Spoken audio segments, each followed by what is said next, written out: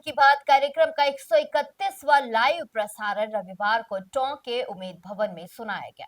कार्यक्रम में पूर्व विधायक अजीत सिंह मेहता भाजपा कार्यकर्ता के साथ मौजूद रहे। वहीं प्रधानमंत्री ने अपने संबोधन में क्रिकेट वर्ल्ड कप का उल्लेख करते हुए कहा कि कई देशों की टीमों ने भारतीय मूल के खिलाड़ी जो है खेल रहे हैं, जो भारत की वैश्विक पहचान को दर्शाता है। उन्होंने केरल के एक बच्चे के अंगदान का जिक्र करते हुए उसके माता पिता की सराहना की और इसे प्रेरणादायक बताया। साथ ही राष्ट्रपति भवन में 23 फरवरी 2026 को होने वाले विशेष आयोजन का भी उल्लेख प्रधानमंत्री ने किया। वहीं प्रधानमंत्री ने साइबर अपराध से सावधान रहने की अपील की। कर्नाटक में केले की खेती, प्रयागराज में आयोजित महाकुंभ और माघ मेले का भी जिक्र किया गया। वहीं तमिलनाडु के पूर्व मुख्यमंत्री जयललिता के नारी सशक्तिकरण के प्रयासों को भी याद करते हुए उन्हें नमन किया गया। वहीं उन्होंने विद्यार्थियों से परीक्षा से न डरने की सलाह दी। वहीं रमजान और होली की शुभकामनाएं दी तथा त्योहारों में लोकल फॉर वोकल यानी स्वदेशी उत्पादों के उपयोग पर भी जोर दिया गया। इस अवसर पर जय नारायण वर्मा, राम बाबू गुप्ता, बलराज साहनी, महावीर तसेरा, गौरव चारण, पंडित दीनदयाल मंडल अध्यक्ष विष्णु चावला, गुड्डू चावला, विजय चावला सहित कई भाजपा कार्यकर्ता मौजूद रहे।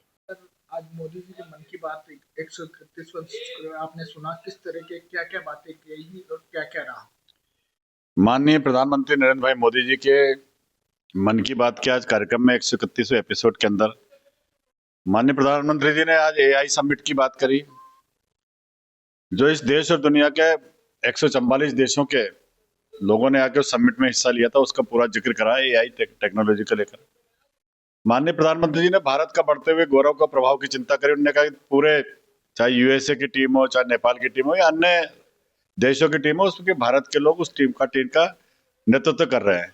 माननीय प्रधानमंत्री जी ने जो छोटे छोटे बच्चे जिनकी डेथ हो जाती है, उनके ऑर्गन्स दूसरे के जीवन देने के लिए बात करी।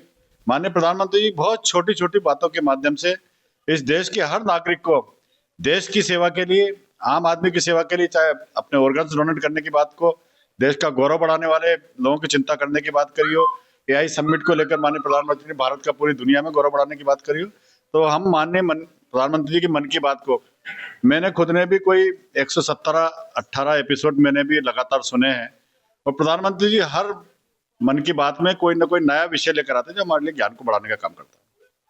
और क्या नई बात रही? जैसे कहने का मतलब जयललिता का भी जिक्र करा उनने जयललिता के बारे में मातृशक्ति की बात करी कि जिस तरह का उनका व्यक्तित्व था। उन्होंने कहा कि मुझे एक बार जयललिता जी ने अपने भोजन पे मिलाया। मुझे इस तरह का माननीय प्रधानमंत्री जी इस देश का जो भी ऐसे नेता रहे, नेत्री रही हैं जिनका जीवन इस राष्ट्र के लिए समर्पित था, ऐसे लोगों की माननीय प्रधानमंत्री जी हमेशा बात करते हैं।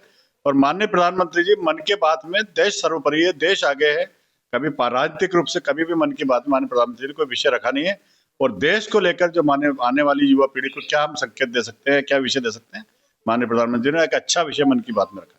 क्रिकेट को लेकर भी बड़ी बात कही कि अनेकता में एकता नजर आ रही है।